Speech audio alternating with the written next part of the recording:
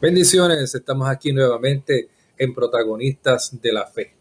En esta preciosa tarde tengo el privilegio de compartir este primer programa con el hermano Benito.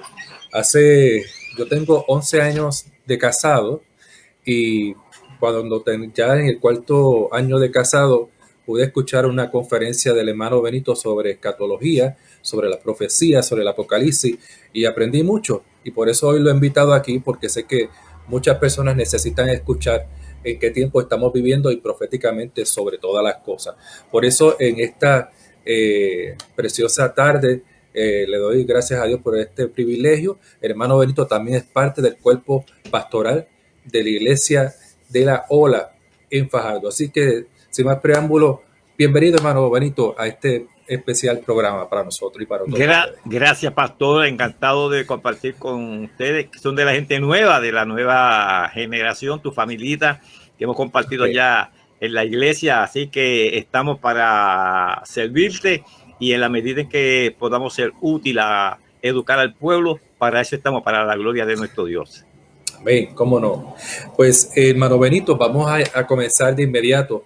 Te pregunto, ¿por qué se dice que Israel, porque el tema de hoy estamos a hablar de Israel, rapto, apocalipsis, ¿por qué se dice que la nación de Israel es el reloj profético de Dios para el rapto de la iglesia?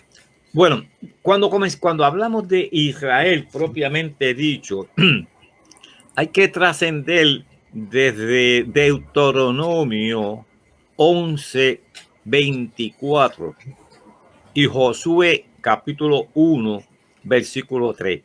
¿A qué me refiero? Me refiero a lo que es el nacimiento, el surgimiento todavía en los lomos del amigo de Dios, Abraham. Para que los hermanos nos entiendan, el Señor llamó a Abraham desde la tierra de Ur de los Caldeos. Esa ciudad todavía hoy, siglo XXI, existe con ese mismo nombre, así como Ur de los Caldeos. Ahora, Dios le dijo a Abraham, todo el territorio que pise la planta de tu pie, yo se lo voy a dar a tu descendencia. Para los que son nuevecitos, porque yo sé que hay muchos nuevecitos que tenemos que masticar la profecía para que ellos la puedan digerir, como digo yo. Esto incluye el territorio de Kuwait, lo que es hoy Kuwait, atravesando por el territorio de Irak, Irán, Siria, el Líbano, Israel, propiamente dicho, todo el territorio de Israel y el norte de Egipto. Ese territorio le corresponde a Israel. Claro, Dios después instituye a Israel como su pueblo a través de los 12 patriarcas, los 12 hijos de Jacob. Claro, y para los que no saben mucho de esto, pues estuvieron cautivos en Egipto por 400 años. Dios los saca con mano fuerte, los protege, los conduce, los introduce en una tierra que estaba dominada por todo lo que su nombre terminan en Eo. Filisteos, cananeos, que si Jebeo, que si Jerjeseo. La razón por la que los nombres de esas tribus terminan en Eo es que todos eran provenientes del mar Egeo.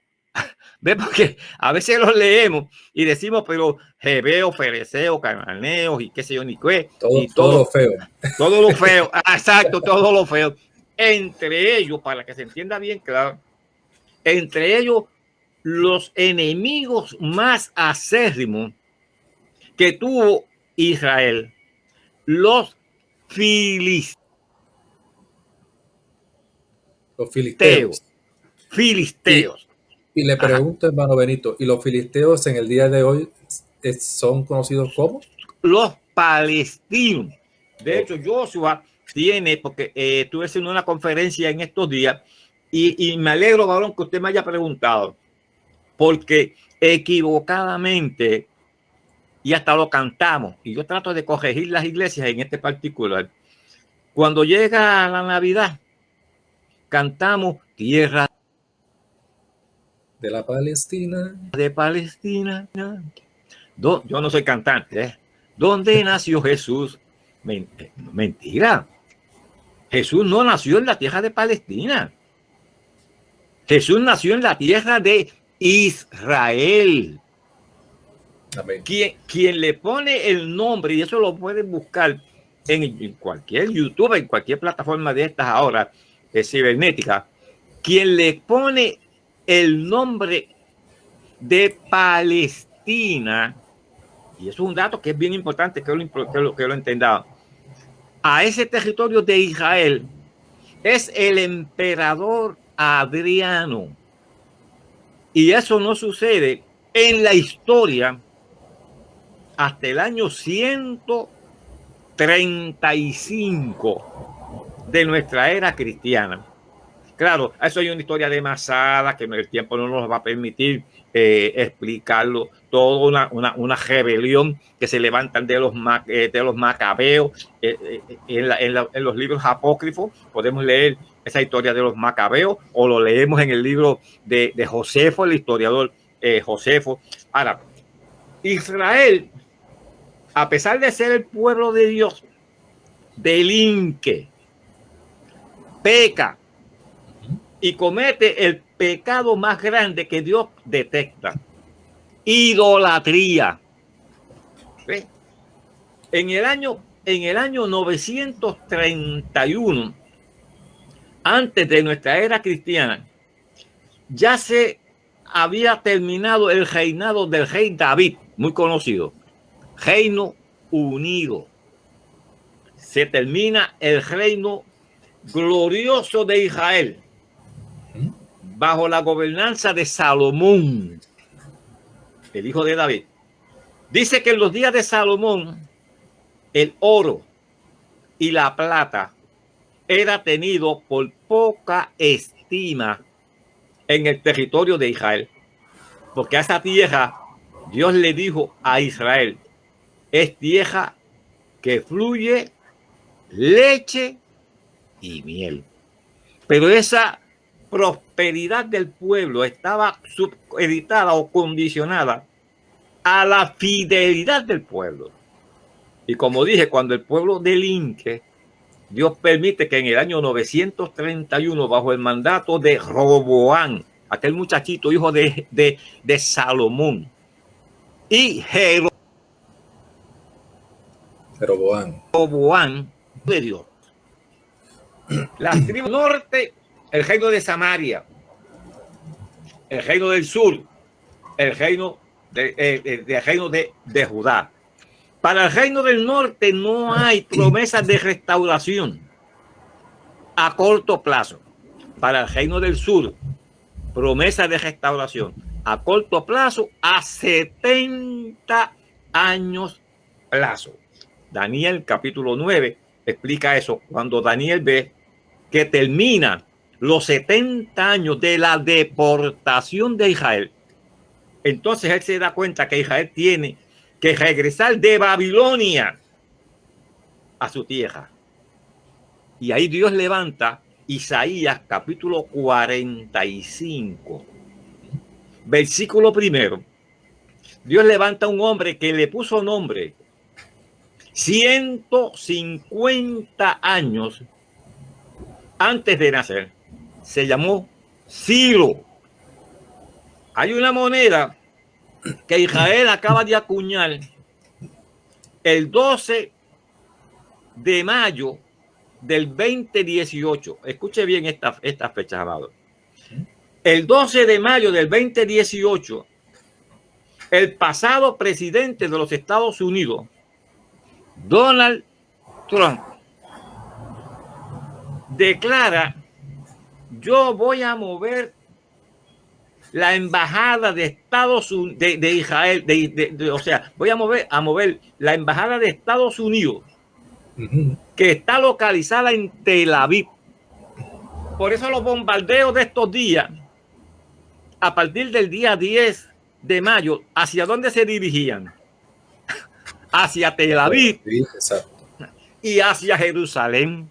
Que de hecho, esa es una de las preguntas que también teníamos. ¿Qué importancia tiene que los Estados Unidos reconociera a Jerusalén como la capital de Israel? Exacto. Lo que pasa es que Dios declaró, es el rey David quien conquista la ciudad de los jebuseos. Ellos todos. Como decía usted ahorita, lo feo. Lo feo. Y el nombre de Jebús, que era como se llamaba, y la declara Jerusalén, que significa la casa de paz. Porque Jesús vino para traerle paz a Jerusalén. Pero la palabra dice, y la gente cita mal el texto, la gente dice a los suyos vino. No, no es a los suyos, el texto no dice eso. El texto dice que Jesús vino a lo suyo, no a los suyos, sino a lo suyo. Pero los suyos no le recibieron. ¿Qué significa eso? Que Jesús vino a salvar al pueblo judío y al mundo entero, pero los hombres amaron más las tinieblas que la luz. ¿Por qué? Porque sus obras eran malas. Entonces Dios tiene que propiciar que ese pueblo, que su pueblo, sea llevado en cautiverio. Hago la historia de Israel porque si no la gente no lo va a entender, pastor. Muy bien, muy bien. Es el background histórico. Hay que ver la trayectoria, claro. Hay que ver la trayectoria y por qué las cosas suceden. Ese pueblo que delinque, que se convierte en un pueblo idólatra, habiendo visto los portentos y cosas grandes que Dios hizo con ellos cuando los cuidó por 40 años, que dice que ni los zapatos se le rompieron. Yo voy a ver si consigo un par de zapatos de eso. Así de tremendo era el favor de Dios con ellos. El favor de Dios con ellos, que expulsó a esos pueblos, que eran unos pueblos aguerridos completamente. Habían entre ellos gigantes como los descendientes de Goliat. ¿Qué tuvo que hacer Israel? Prácticamente nada. Fue Dios quien peleó a favor de ellos. Pero la desobediencia hace que en el año 722 a.C., Sennacherib, el rey de Asiria, se lleva en cautiverio el reino del norte. Ya habíamos dicho que había sido dividido en el... Se los llevan. De ahí salen los samaritanos. Pero mi mensaje va más dirigido al reino del sur. Porque en el reino del sur es que está la tribu de Judá. Y de la tribu de Judá es que va a nacer nuestro Salvador Jesucristo.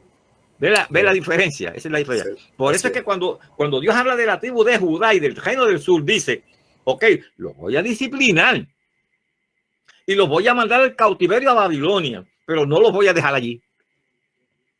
A los 70 años los voy a sacar de allí. Y en efecto, así fue. A los 70 años, bajo el mandato de Ciro, Esdras, Nehemías, Zorobabel, el pueblo cautivo sale, se asienta en su territorio, pero vuelven a pecar. ¿Qué tiene que hacer Dios? Nabucodonosor los destruyó. Año 606, 597 y 586 respectivamente. 3 deportaciones. En el 586, y esto es bien importante, destruye Nabucodonosor el templo de Jehová, que había sido construido por Salomón en el año 957 antes de nuestra era cristiana. Muy bien. Un templo hermosísimo. Vino Nabucodonosor, lo destruyó. Y Ciro, cuando usted lee el capítulo 45 de Ciro, a quien es un pagano, pero como Dios se vale de quien Él se tenga que valer para glorificarse, Amén.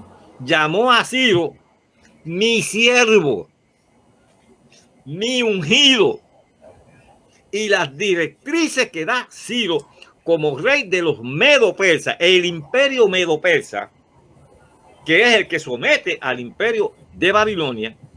Ciro expresamente dice: el que de los judíos quiera construirle casa a Jehová. Mire el mandato, hermano, mire el mandato. El templo, para que lleguemos al punto que usted quiere que yo llegue, hermano pastor. Yo sé más o menos por dónde vamos, está el pensamiento. Claro Ese templo se construye en el monte Moria. El monte Moria es el monte sobre el cual Abraham fue a sacrificar a su hijo Isaac. Nos seguimos. Posteriormente, el rey Salomón, como ya dije, construye el templo en el mismo lugar. Y este dato es bien relevante que les voy a decir ahora. Sobre la piedra que Abraham fue a sacrificar a Isaac. Yo, con toda modestia, pastor, he estado 7 veces en Israel. Yo he entrado allí en lo que hoy el mundo conoce como la mezquita de Omar. Domo ese. La mezquita de Omar. Sí. El domo. Y fíjese cómo dije, hermano pastor, para los que saben y los que no saben. Dije lo que el mundo llama la mezquita de Omar, porque Omar no es una mezquita. La mezquita es Al-Aqsa,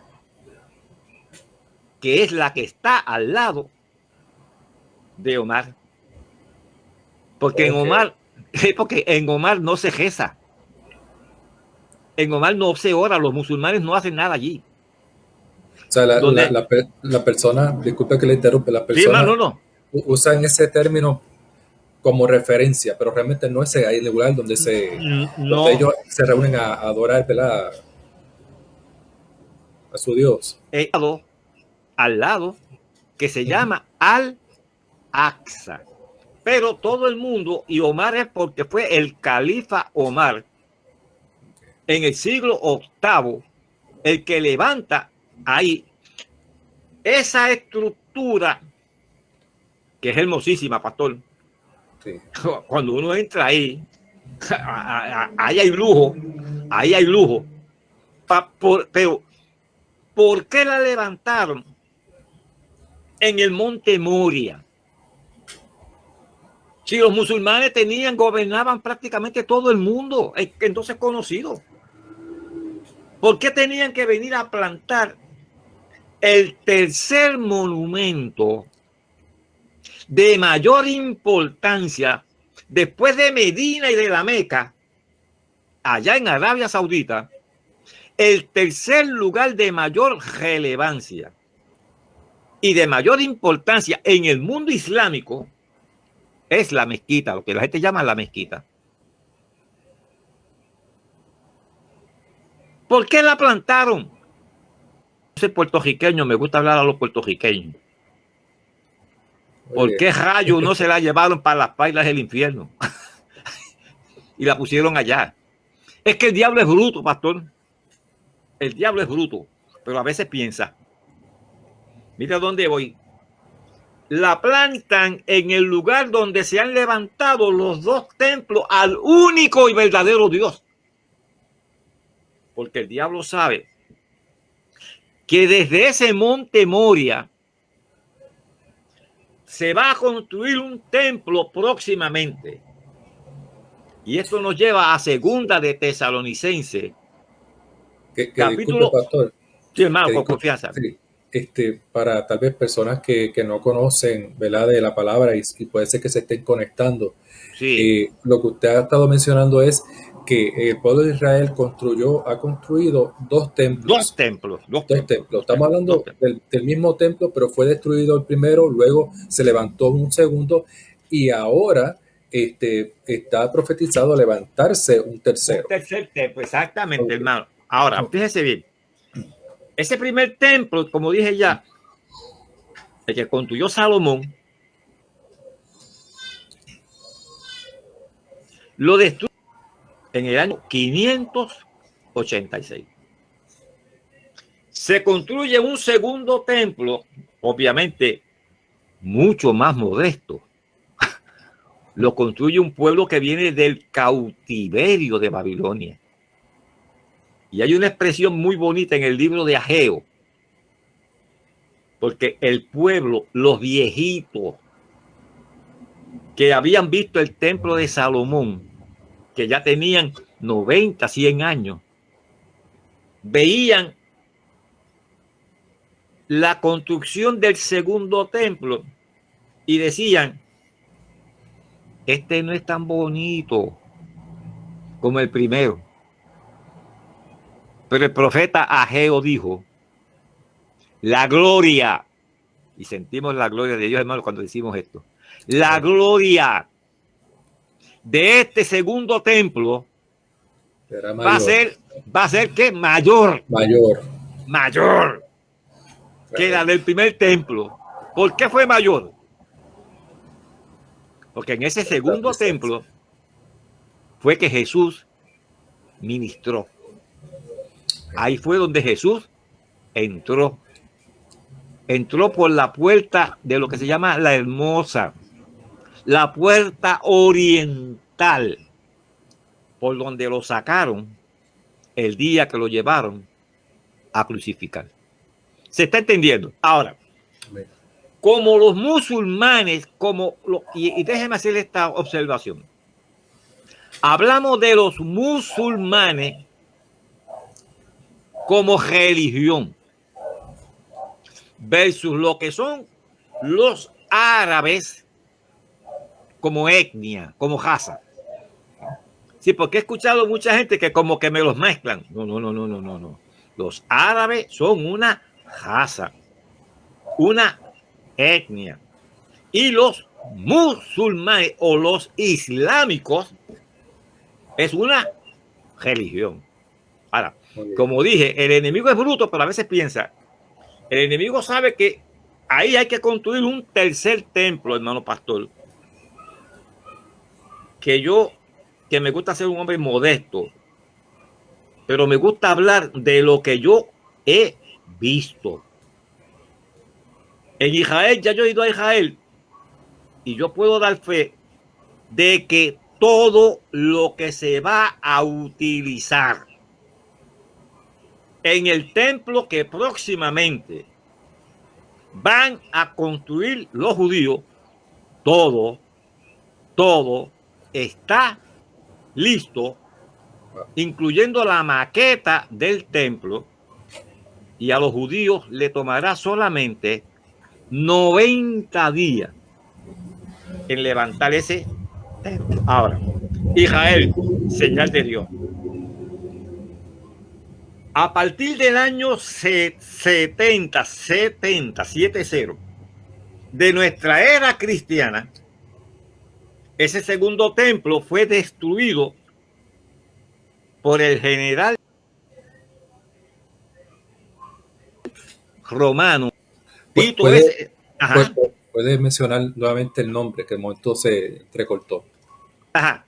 Sí. Ese segundo templo, año 70, sí, de nuestra era cristiana, es destruido por el general Tito, que es el hijo del emperador Vespasiano. Ahora, note esto. Mateo capítulo 24, versículo 32. Un texto que todo el mundo conoce. De la higuera, dijo Jesús. Está Jesús parado con sus discípulos en el monte de los olivos. Yo me veo parado en el monte de los olivos allí. a 1000 metros, 3000 pies de distancia escasamente, está el Monte de los Olivos. Al frente está el Valle de Cedrón. Y cruzando el Valle de Cedrón, allí estaba el templo, con su puerta principal, la puerta oriental.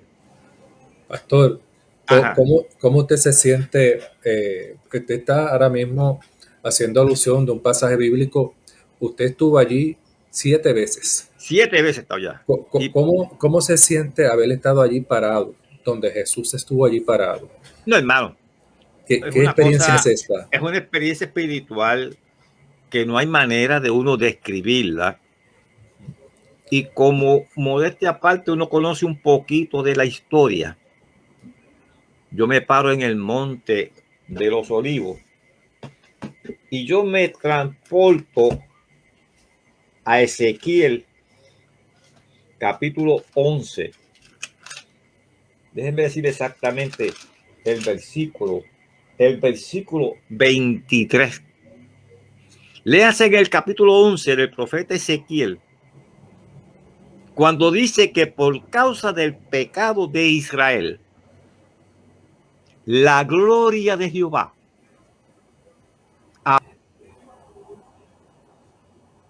abandonó. Lo describe más o menos de esta manera, para no coger mucho tiempo. Ezequiel ve que un querubín toma la gloria de Jehová, vuela del lugar santísimo, que esa era la división, pastor. Atrio, lugar santo, lugar santísimo. Vuela del lugar santísimo donde estaba el arca de Jehová, donde se manifestaba la gloria de Jehová. Y de allí vuela al lugar santo. Del lugar santo dice que voló a los quiciales de la entrada del templo. Una cosa extraordinaria. Y de allí voló al monte que está frente a Jerusalén, en el lado oriental de Jerusalén. El monte que queda, el Monte de los Olivos.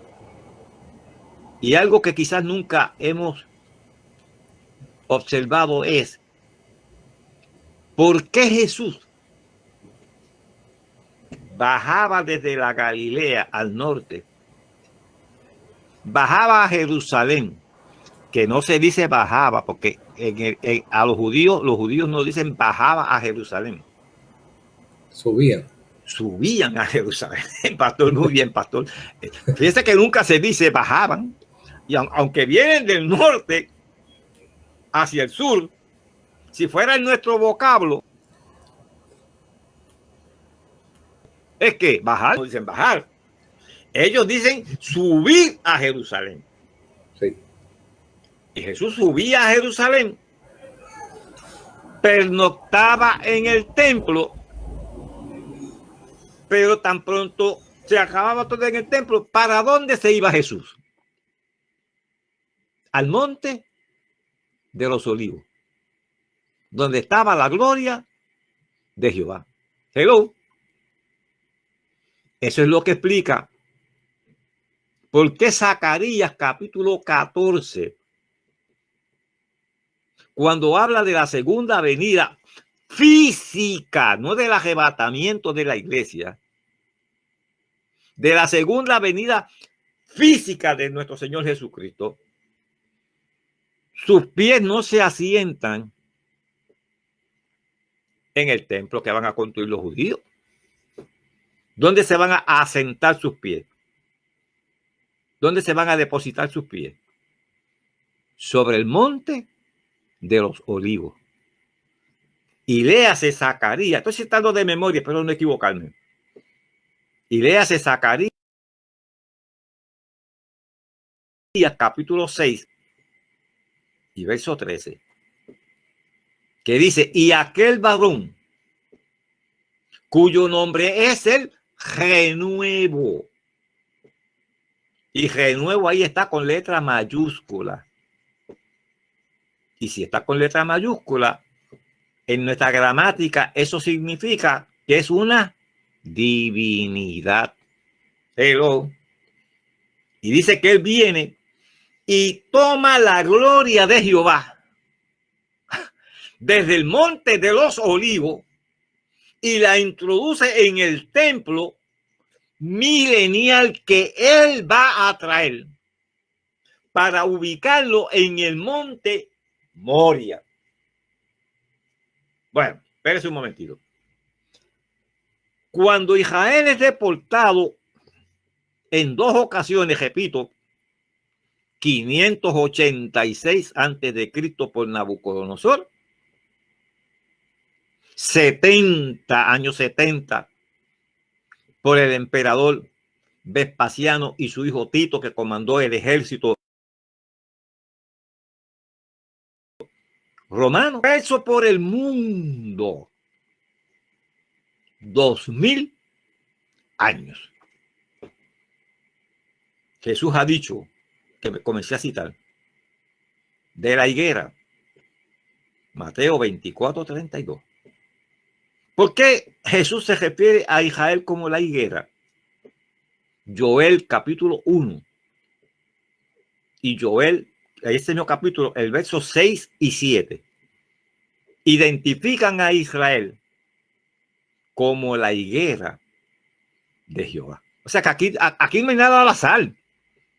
Aquí todo tiene que encajar perfectamente bien. Entonces Jesús dice, estén pendientes a Israel como la higuera cuando sus hojas comiencen a aparecer.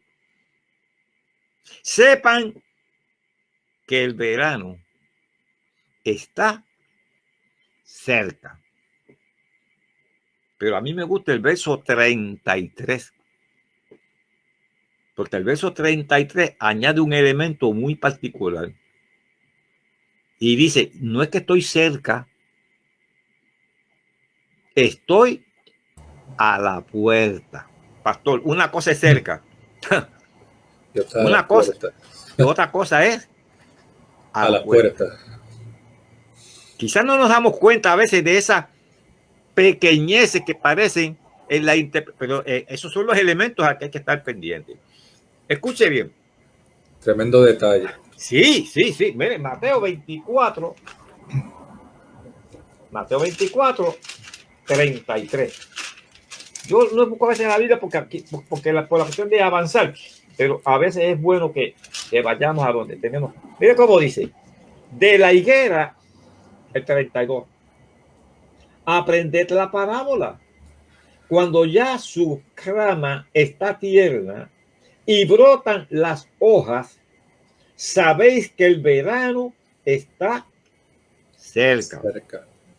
Así también vosotros, cuando veáis todas estas cosas, conoced que está cerca a la puerta.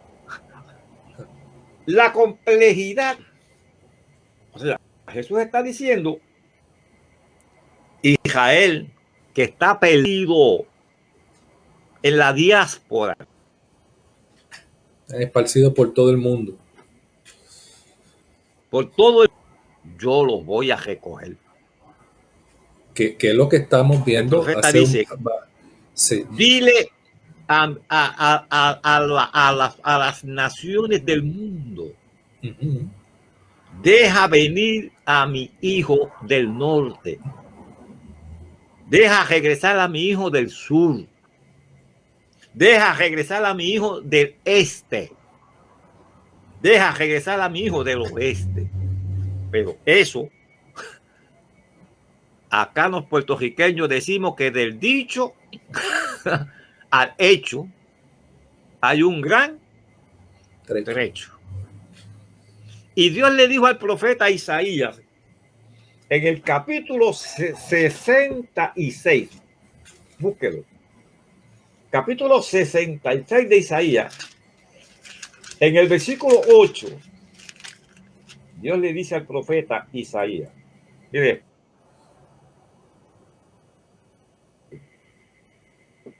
declárale y profetízale al mundo que yo voy a recoger a Israel de los 4 cantones de la tierra, que lo voy a asentar. No es asentarlo, es que cuando digo asentar es a establecerlo. Exacto. En el territorio que yo le dije a Abraham que le iba a entregar a perpetuidad a ese pueblo. Y cuando Dios le dice al profeta Isaías, profetiza eso, Isaías. Mire la expresión del profeta en el capítulo 66 y versículo. Lo voy a leer textualmente. ¿Quién oyó cosa semejante? Hay otra versión que me gusta más porque dice, ¿quién oyó tal cosa? Concebirá la tierra en un día. Nacerá una nación de una vez. Pues en cuanto a Sión, Sión es Jerusalén. Estamos uniendo. Hello, Sión, sí. En cuanto a Sión, estuvo de parto, dio a luz sus hijos. El territorio que Dios le prometió a ese pueblo estuvo en manos del Imperio Otomano, Imperio Turco. Es el país que queda justo al norte de Israel. Lo que conocemos como Asia Menor, ¿verdad? En la geografía. Ese territorio estuvo en manos de los turcos a partir del año 1517. Pero como Dios dijo, aunque parezca imposible, Isaías, aunque tú estés cuestionando, porque si nosotros analizamos esa expresión del profeta Isaías, eso es, pastor, como decimos acá los puertorriqueños, cuando usted me dice algo que es medio raro, decir eso.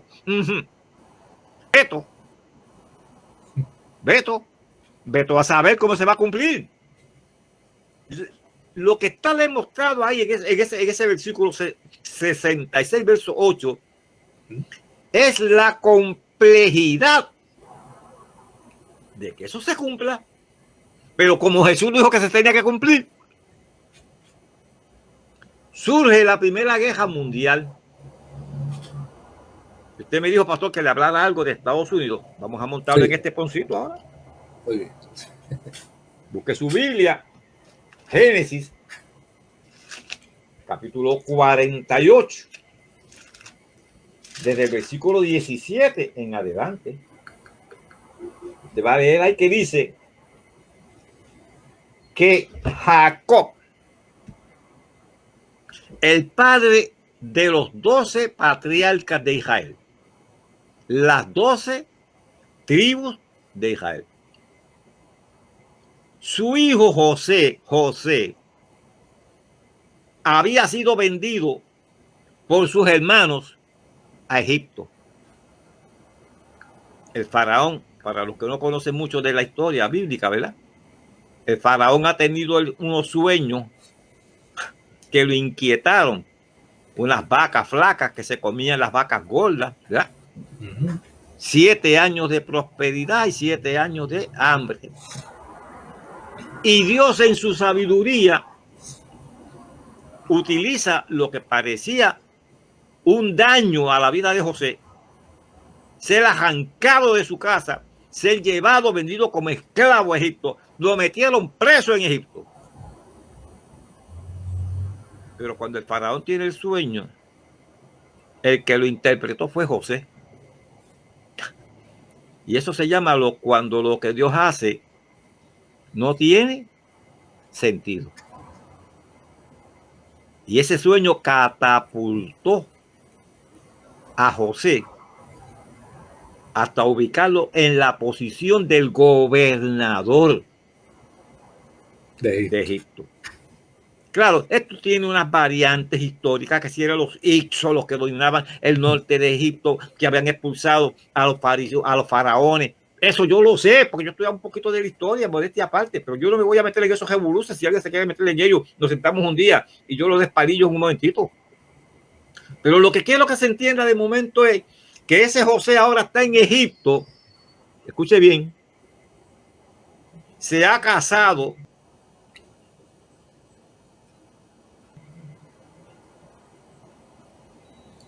y ahora viene Jacob, que lo han llevado viejito a vivir en Egipto, como era su deseo. Y José sabe que la bendición patriarcal, la bendición del viejito, era trascendental en la vida de sus dos hijos. Sus dos hijos se llaman, apunte esto bien importante, los dos muchachitos se llamaban Efraín y Manasés. Y José sabe que la práctica judía era, se coloca al hijo mayor a la mano derecha, porque ese va a recibir la primogenitura. Y se coloca al hijo menor a la mano izquierda. ¿Ok? Y así José lo hizo.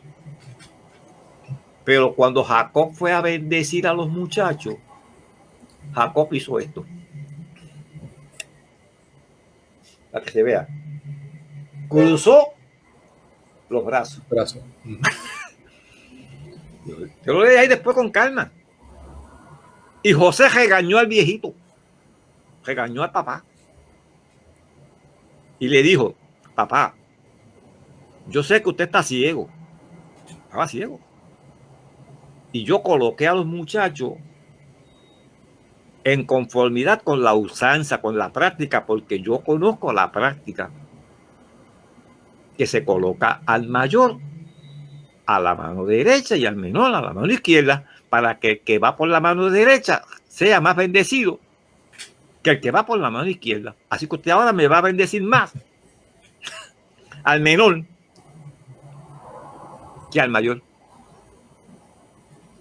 Y el viejito le dijo, cállese la boca. Usted será gobernador de Egipto, pero de los designios de lo que Jehová está diciendo hoy, usted no entiende nada de esto. Y fíjese que cuando conjuga, voy a leer el 19 para no cogerle mucho tiempo, 48:19 de Génesis. Mas su padre no quiso y dijo, lo sé, hijo mío, yo lo sé. Y también él vendrá a ser un pueblo. Y su hermano menor será más grande que él. Y su descendencia formará multitud de naciones. Cuando habla del nene menor, cuando habla de Efraín, léalo con calma, ahí conjuga en plural. José, mira, es que del menor van a salir naciones. Y lo conjugó en plural. ¿Quiénes son esas naciones? Probado por la historia. La mancomunidad británica. ¿No se acuerdan cuando Gran Bretaña, Escocia, Inglaterra? Eso es lo que se llama la Gran Bretaña, la mancomunidad británica. Pero cuando habló de Manasés, que son los Estados Unidos de Norteamérica, probado. Jacob dijo: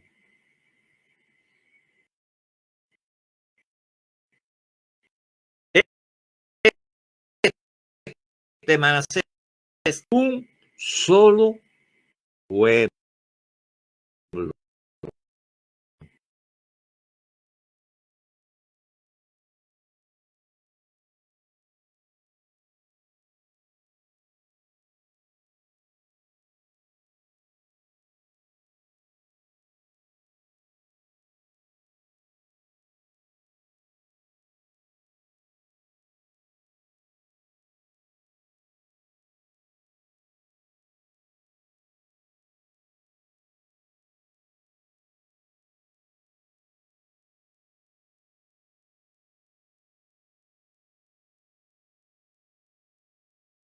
Dios trajo de la mancomunidad británica, Dios trajo a Inglaterra, la reina de los mares, y la introduce en la Primera Guerra Mundial, que había comenzado en el 1914, y en el 1917, exactamente 400 después, 1517 a 1917. Inglaterra, Efraín, le quita ese territorio al Imperio Otomano, y aprendas esta fecha, el 14 de mayo 1948, 206 delegados de las Naciones Unidas declaran a Israel un estado libre y soberano. Y de ahí hacia adelante, la historia, 33 años de historia del pueblo de Israel asentado en su territorio. Comenzaron 600,000 judíos y hoy hay sobre 9 millones de judíos en el territorio de Israel, a pesar de que en el 1945, como parte del genocidio de la Segunda Guerra Mundial, Adolfo Hitler, Alemania, mató 6 millones de judíos en lo que la historia llama el Holocausto. Y entre esos 6 millones de judíos habían 1,5 millones de niños. Pastor y audiencia, Tremendo. ¿qué pueblo que usted lo extermina en la diáspora, que le mata 6 millones de habitantes, que le mata la esperanza en los niños, se levanta? Por eso la complejidad del profeta cuando dijo, Isaías 66:8, ¿quién vio tal cosa?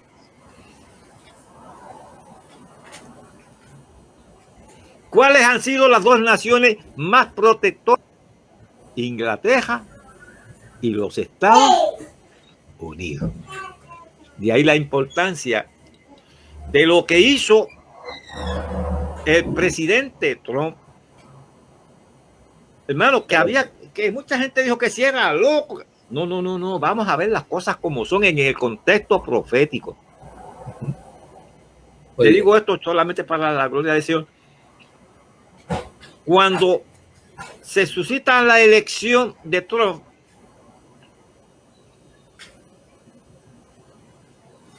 hay que tener mucho cuidado con lo que cuando se suscita la elección de Trump, rápido salió una profecía de que él iba a ser reelecto. Tiene que haber escuchado eso, ¿no, pastor? Sí. No, que la reelección de Trump, que si esto, si lo otro. yo iba a dar mis conferencias y el hermano me conoce. Yo permito yo soy de los pocos que permite que pregunten en vivo. Y recuerdo en Vega Baja, en la iglesia de mi hermano Joy, allí en la número 2. No, hermano Benito, pero que hay una profecía. Trump no va para ningún lado. Porque ya Trump cumplió lo que tenía que cumplir.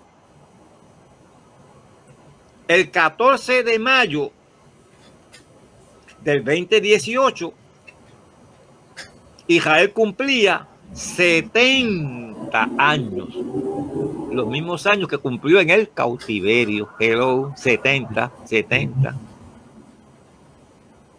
Y Trump llega, ya ha ordenado que se traslade la sede, la embajada de los Estados Unidos de Tel Aviv para los palestinos. Y si fuera poco, el día 12 de ese mismo año, 12 de mayo 2018, Donald Trump le da el knockout a los palestinos. Se lo voy a explicar eso en breves minutos. Cuando dice: Jerusalén es la capital indivisible de Israel. ¿Cuál es el problema con los hermanos palestinos?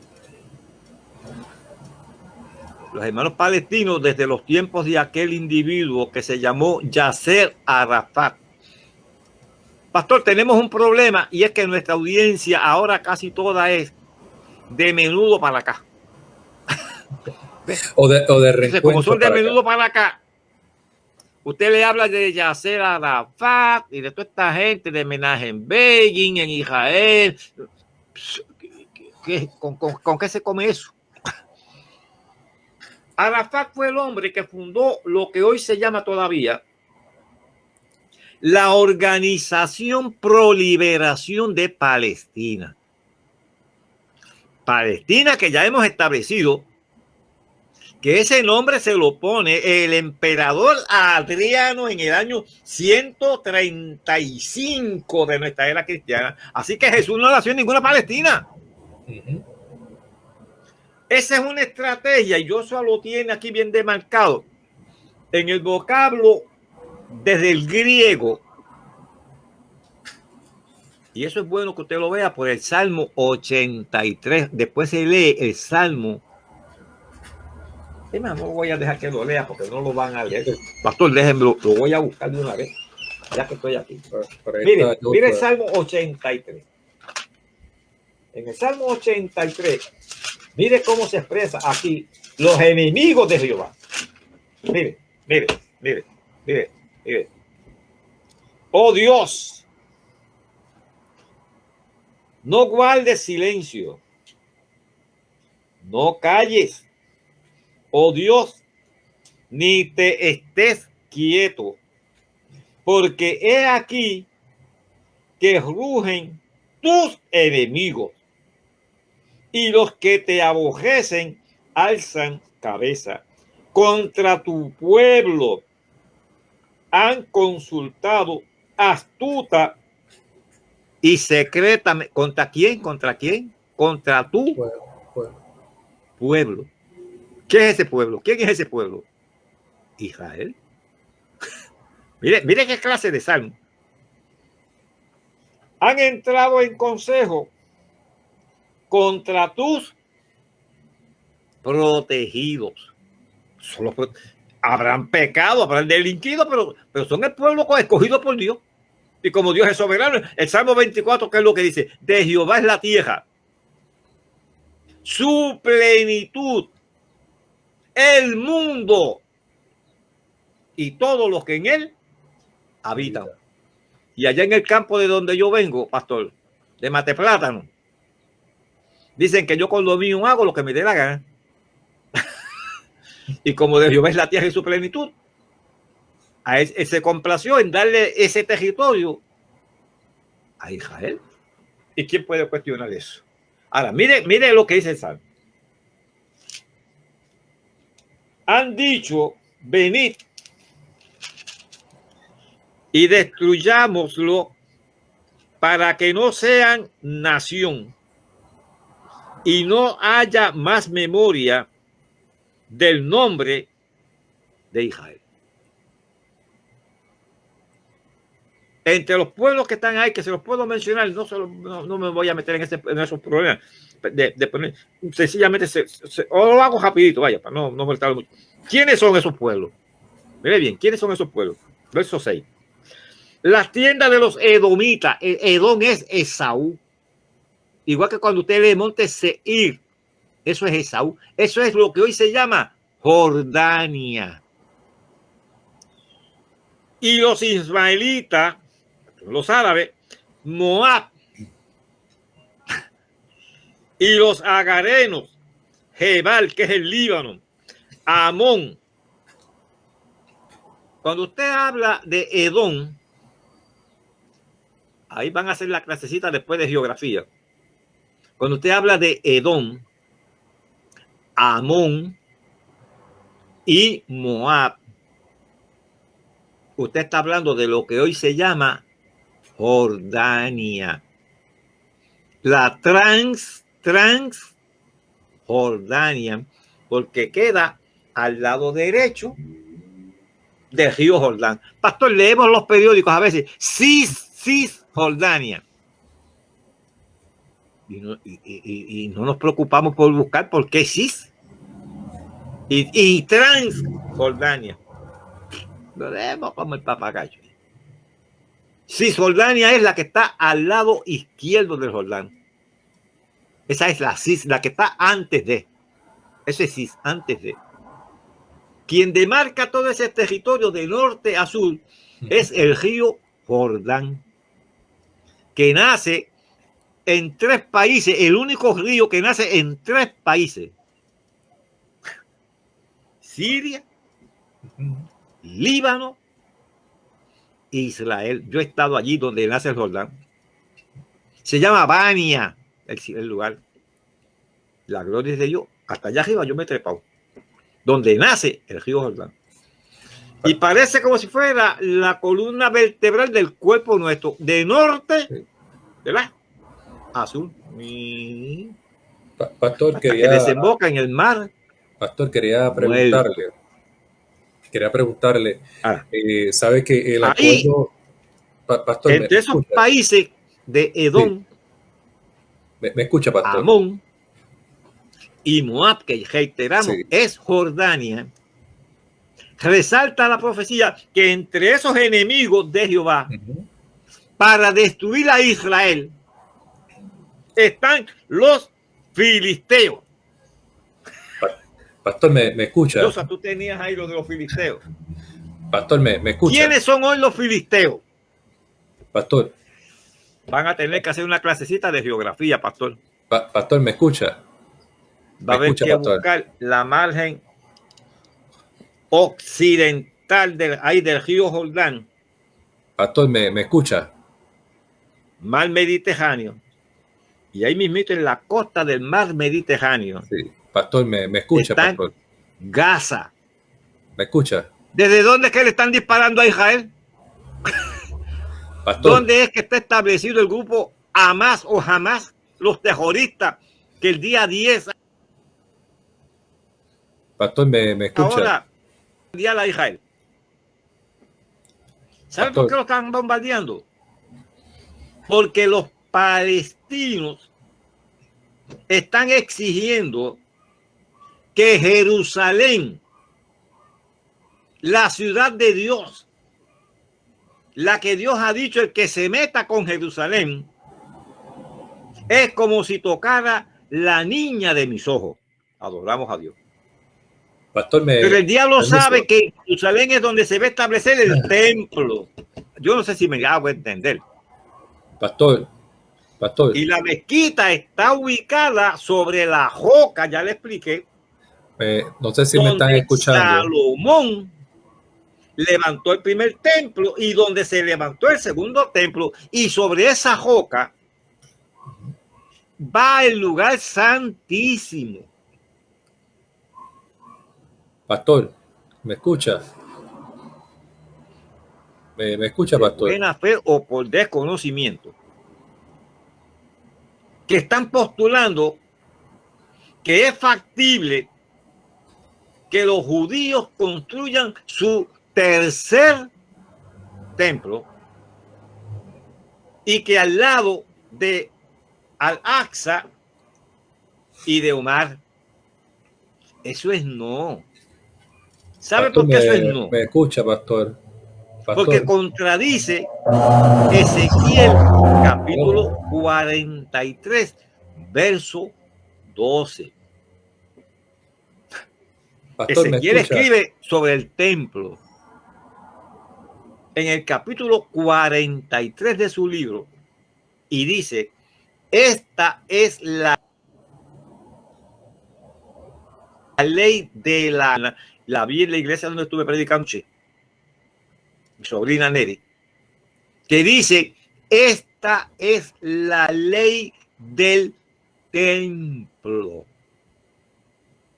La ley del templo es que todo el monte Moria será santísimo.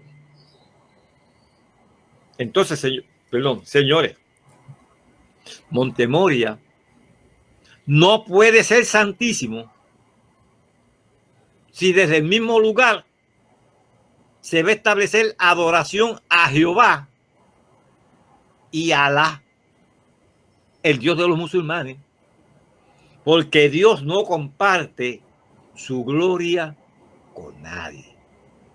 Esa Pastor, mezquita, me escucha, mal dicha, pastor. Omar, y Al-Aqsa, las dos van a ser destruidas. Pastor, Un ¿me escucha? misil, la paz esta, esto habría que explicarlo después. La supuesta paz esta que coordinó Egipto, eso no va para ningún sitio, hermano. No los voy a tosigar, Pastor, pero el que pueda después se lee pastor, ¿me escucha? Isaías capítulo 19, ¿Me verso escucha, 20 al pastor? 24, Pastor, para que usted vea la benevolencia de Jehová hacia el pueblo de pastor. Egipto. La benevolencia de Jehová hacia el pueblo de Egipto. Y dice ahí, Isaías 19, 20. Dice, sí, Pastor, ¿me dime, escucha? varón, seguro Me se escucha. llama. Ajá. ¿Cómo no? Quería preguntarle, sabe que cuando estaba este acuerdo entre las naciones árabes y los Estados Unidos, se llamaba ese acuerdo paz y seguridad.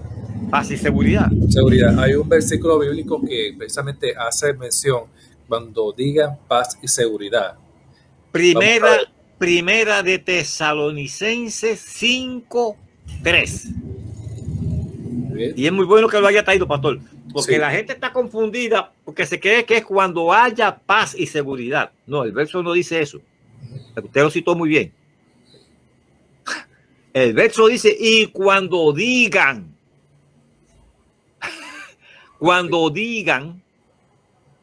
paz y seguridad, entonces le sobrevendrá destrucción de repente. ¿Qué es lo que están diciendo ese tratado? Lo que usted muy bien ha señalado, hermano pastor.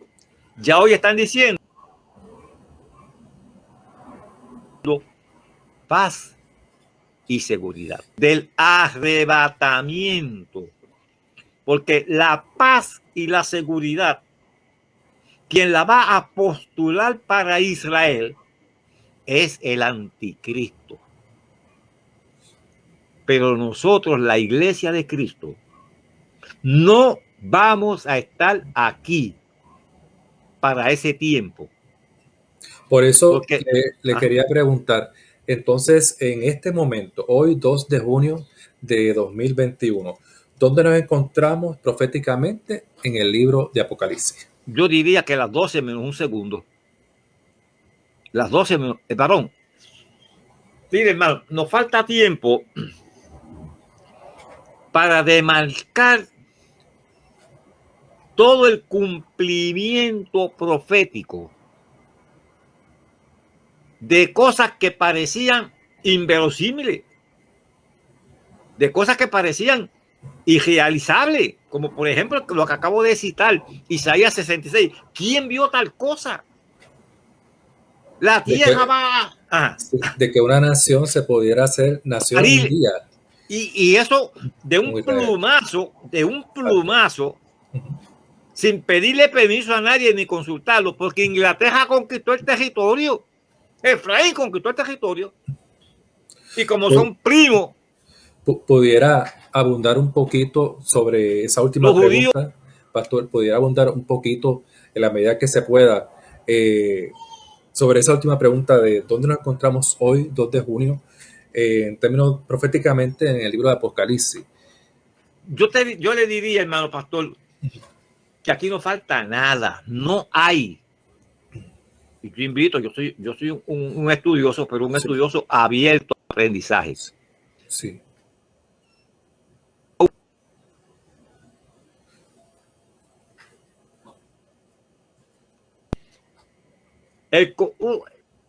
Dos conceptos básicos para que el pueblo los entienda. Sí. Dentro de la estructura de lo que va a ser la adoración en el templo que van a construir los judíos, había un problema. Allí se va a instituir el culto sacerdotal, como era en el pasado. El sumo sacerdote de Israel utilizaba un manto azul. Yo fui a Israel en el 1996. El manto estaba en el Instituto del Templo. No estaba completo, porque no estaba pintado. Fui en el 98. El manto estaba pintado. Fui en el 2000. El manto no estaba pintado.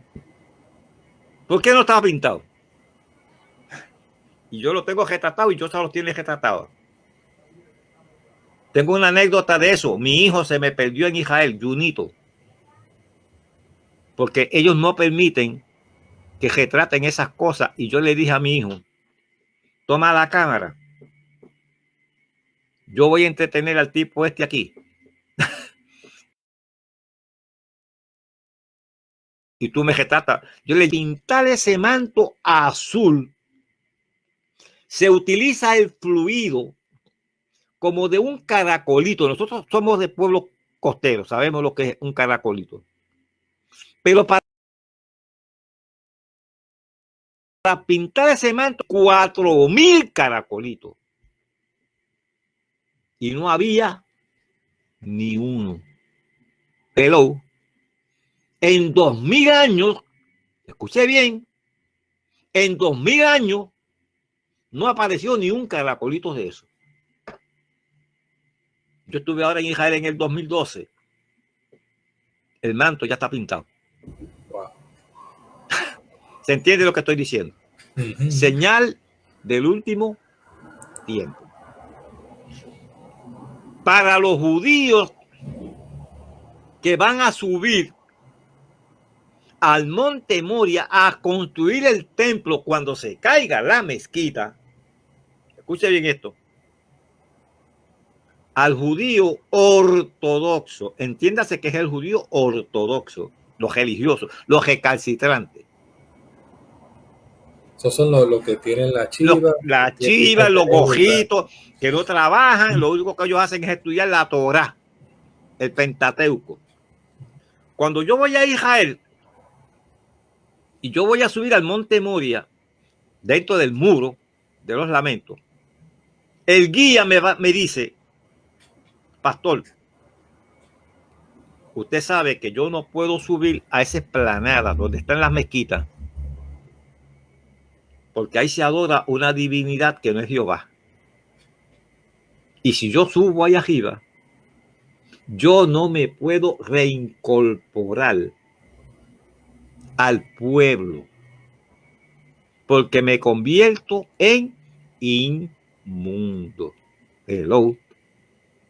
Usted sabe, usted va a entrar por esta puerta y yo lo voy a esperar a aquel otro extremo allá afuera. Él no accesa a ese lugar. No sube a ese lugar. Pero había un problema. Cuando se caiga la mezquita esta, como el lugar no ha sido todavía purificado, esos judíos se convierten ¿en qué? En inmundos. Y hay que hacer un proceso que está descrito, lo lee después en Números capítulo 19.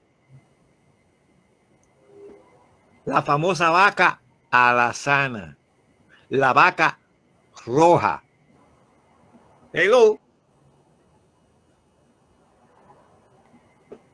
Por 2000 años no nació una vaca roja en Israel.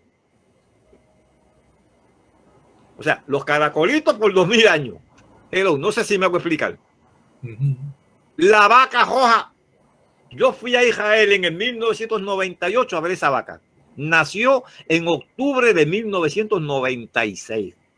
La primera.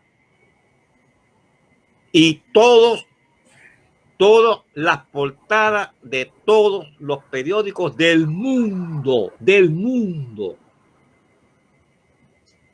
Su primer portada fue lo mismo.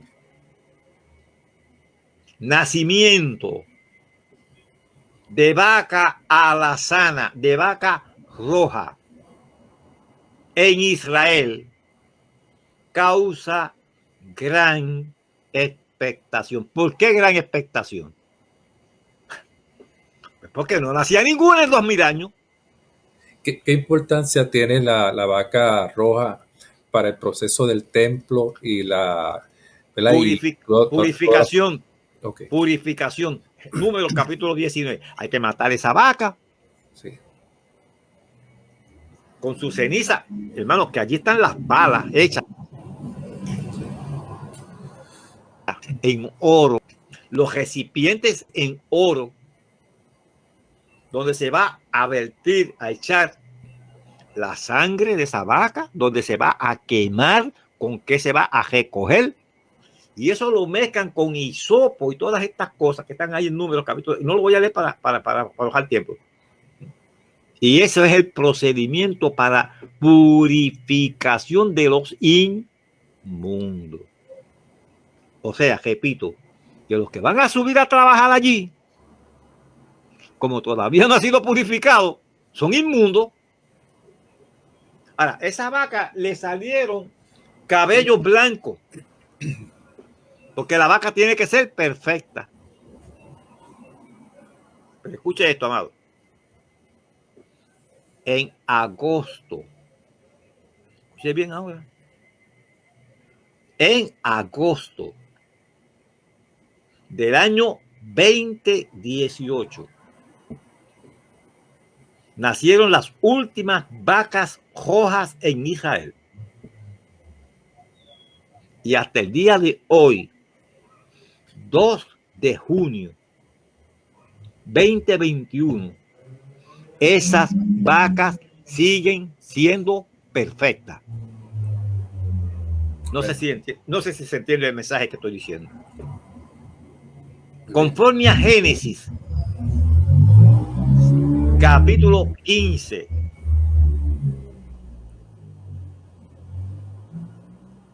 esas vacas, años. Los 3 años de esta vaquita se cumplen ahora en agosto. Por ahí tengo la fecha exacta. Agosto, no la veo de momento. Creo que es agosto 28, si la mente mía, que no anda muy buena, no me traiciona. Agosto 28. Ahora, hay un dato que yo no le dije.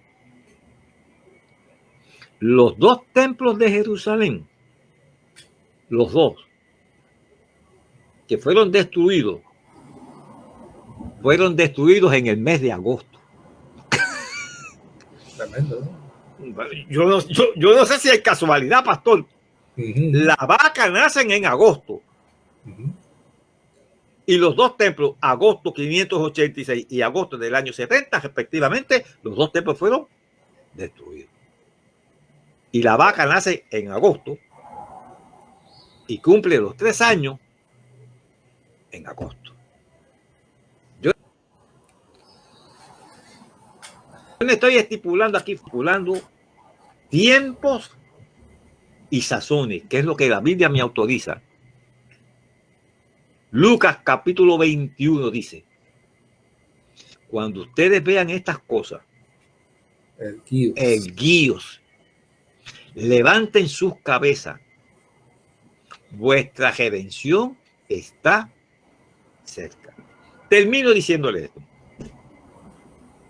El elemento más difícil, porque si difícil fue que aparecieran los caracolitos para pintar el manto, ya lo hemos explicado. Si difícil fue que apareciera la vaca roja, Números capítulo 19, lo hemos explicado. Más complejo era el aceite de la unción. Porque Éxodo dice que Dios le dijo a Moisés: Moisés, este es el aceite de la unción dedicado a Jehová. Y al que se le ocurra, Moisés, al que se le ocurra y por cuanto es santísimo, tú lo sacas fuera del campamento, lo apedrea hasta la muerte. Es un blasfemo. Y ahí sí se complicó la cosa, porque entonces no tenían el aceite. Y estoy citando expresamente Éxodo capítulo 30 y verso 33, para que tengan la cita. Cualquiera que compusiere ungüento semejante y que pusiere de él sobre extraño, será cortado de entre su pueblo. O sea, no tenían el aceite, habían resuelto lo del manto, habían resuelto lo de poseer a Jerusalén, tienen el territorio, tienen los chavos, tienen todo preparado para hacer el templo, pero no había el aceite para ungir al sumo sacerdote, que ya lo nombraron. O sea, Israel ya tiene todo montado para la institución de la adoración en el templo que van a construir. Wow. Llegaron a Qumran, yo estaba allí también, orillas del Mar Muerto. En el 47 se encontraron allí en la cueva número 4 los rollos del profeta Isaías. Yo tuve el privilegio de estar allí y ver pedacitos de cuerito, pergamino. Y como la guía que yo tenía, Margalit, era una mujer que hablaba, o habla, todavía está viva, habla 5 idiomas. Obviamente, entre ellos hebreo y griego y cuánta cosa. Y yo cojo uno de los cueritos, o sea, lo cojo, no, eso está en una cripta allí de cristal. Pero se ve, la escritura se nota. Y yo le digo, Y se puede leer de eso ahí. Y me dijo, pues seguro que sí, pastor. Y leyó de lo mismo que está en Isaías. Lo mismo que está en mi Biblia en Isaías. Es lo que está en los cueritos allí. Alaba la gloria de Dios ahora. Amén. Ahora, Israel no tenía el aceite. No lo pueden hacer. Y ahí tenían una complejidad grande. Llegaron a la cueva número 11, si mal no recuerdo. Allí mismo en Qumran, donde encontraron los rollos del Mar Muerto. Y allí vieron una jarra pequeña en una de las cuevas de Qumran. Y dijeron, oye, mire esa jarra que está ahí, ¿qué será eso que hay ahí? Yo siento la gloria de Dios cuando le estoy diciendo esto, amado. ¿Sabe qué era lo que había allí? Una botella de aceite. Pero para el conocedor de la historia, los últimos habitantes de Qumran se llamaron los esenios. Y los esenios hacen 2000 años que abandonaron a Qumran. ¿Está bien? El aceite de la unción bíblico, lo que se llama la vida útil de un producto, el periodo de tiempo que sirve, es 20 años. Los judíos encontraron esa jarra de aceite en Qumran y dijeron, esto es aceite, pero esto no debe servir, porque si esto es del tiempo de los esenios, esto tiene 2000 años, pero se lo llevaron. Porque los puertorriqueños, parece que los judíos están aprendiendo de nosotros los puertorriqueños. Nosotros decimos, no hay peor gestión que la que no se hace. Y se llevaron su potecito de aceite, lo chequearon y ellos dicen que ellos no saben cómo. Ellos no lo van a entender. Usted y yo sí lo entendemos. El aceite está acabadito de hacer. Hello. Y ahora los judíos pueden ungir a sus sacerdotes que van a oficiar en el templo que van a construir. Tesalonicenses, capítulo 2, del verso 3 en adelante, explica una de las razones por las que este templo tiene que estar construido pronto. Y ahí dice que se va a levantar un personaje bíblico de Apocalipsis, para lo que usted me preguntó. El anticristo.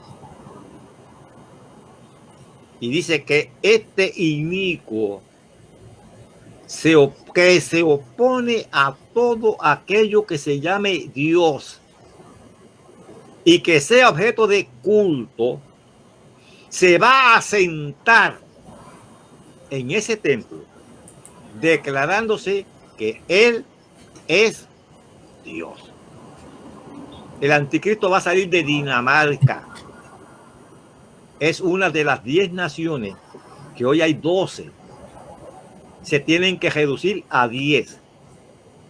Porque Daniel 2:44, en la visión de Nabucodonosor, de aquella imagen, que Daniel se la interpretó, le dijo a Nabucodonosor, mira, Nabucodonosor, se va a levantar el imperio babilónico. Se va a levantar el imperio de los medo-persas. Se va a levantar Grecia. Se va a levantar Roma. Y cuando lleguemos a los pies, donde hay 10 dedos, en los días de estos reyes, de estos 10 dedos, 10 que representan naciones. Naciones de Europa. En los días de estos reyes, de estas 10 naciones, el Dios del cielo levantará un reino que jamás será quitado. Ese es el reino milenial.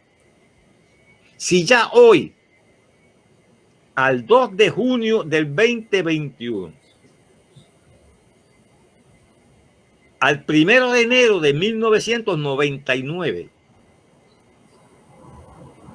en Europa, de donde va a salir el anticristo, habían 15 naciones.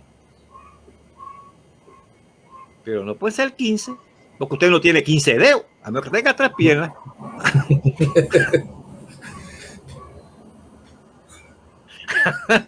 Los descendientes de Goliat tenían 24 dedos, 6 dedos en cada mano. Eso no es broma, eso es Biblia. Pero nosotros no somos descendientes de nada. Y la imagen estaba 10 dedos. Al 1 de enero de 1999, 3 naciones se retiraron.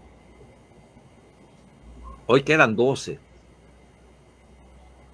Entre esas 12, Alemania. Y recientemente hay una que salió. Brexit, Inglaterra, el Brexit. Exacto. El Brexit. Muy bien, sí. Pastor, usted está informado también, hermano pastor, usted está informado. El Pero Brexit. Esta es mi referencia. No, estamos aquí. ¿Qué es lo que quiere decir? Que si ya las naciones de Europa se van reduciendo, hasta lo que dice la Biblia, 10. ¿Qué nos queda aquí a nosotros? Hermano, esto ya se terminó. Yo vuelvo y digo, como dijo ahorita, el que conozca alguna profecía, no para la segunda venida física de Jesús, porque yo sé que me están hablando, está bien, de que si las estrellas se van a caer del cielo, que si esto, que si la luna, está bien, las tétradas y esto, yo las conozco también, 2014, 2015, todas fueron en las fiestas de Israel. Eso yo lo conozco perfectamente bien. Que si y eso es una señal. Recuerde que la luna es señal, donde quiera que la profecía hable de la luna, es señal para Israel. Cuando hable del sol, es señal para los gentiles. ¿Estamos claros? O sea, que las tétradas, perfecto, estoy de acuerdo. Las lunas de sangre que se están dando recientemente, eso lo que está diciendo es, levanten sus cabezas. Les estoy dando señales de que mi advenimiento es más pronto de lo que nosotros nos imaginamos y pensamos.